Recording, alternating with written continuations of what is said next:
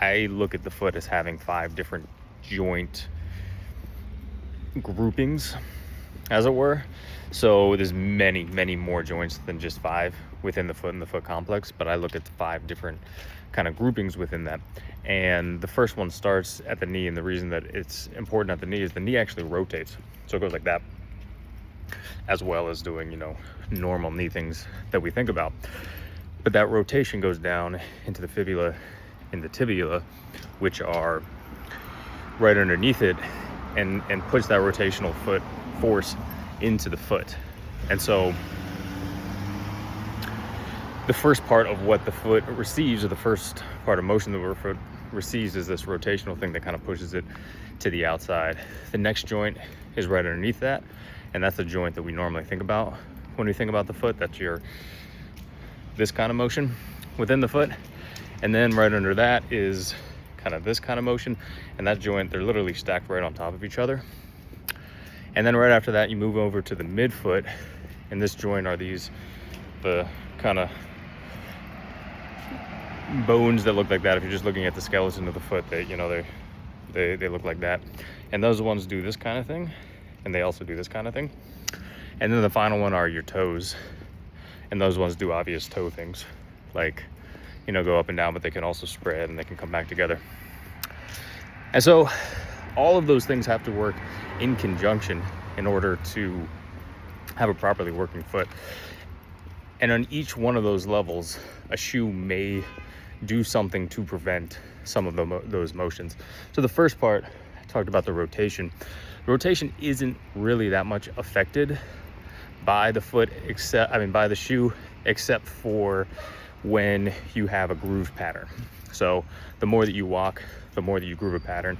And then if you're rotating to the outside all the time, that shoe is going to have that grooved rotation to the outside. And then that is going to be a pattern that is hard to get out of if you're wearing that same shoe, because even if you are trying to avoid that turn to the outside, the shoe is going to automatically groove it to that position. The second part, and this is the part that I think most people are familiar with shoes, is a heel wedge or a heel lift. So it's the idea that the heel is bigger than the front, so you have this kind of ramping down position to the front of the foot. And obviously with women's heels and even dress shoes, like, that heel is bigger and bigger, and the bigger it is, the more problematic it is, because you are stuck in a position where your calf is kind of on. And when it's on, it's going to get tight because that muscle is going to be stuck in this kind of bunched up position. But also you're going to be kind of, I don't know, it seems kind of a lot to say that it's jammed into the forward of its joint, but that's kind of what's going on there. Is the front of the joint has less motion because it's stuck kind of in this forward position. And then right under that this joint is this joint, which goes side to side.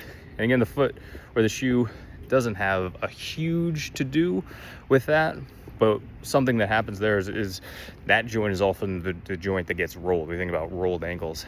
And so to prevent that, people tend to tape that, or they have a really high shoe that kind of wraps around your ankle. And that does work to prevent that. But the other thing that does is it puts that force into your knee. So you'll see a lot of people who have wrapped ankles, or a lot of people that wear that really high shoe, will end up with knee problems because their knee gets a lot of the force that the ankle should be taking.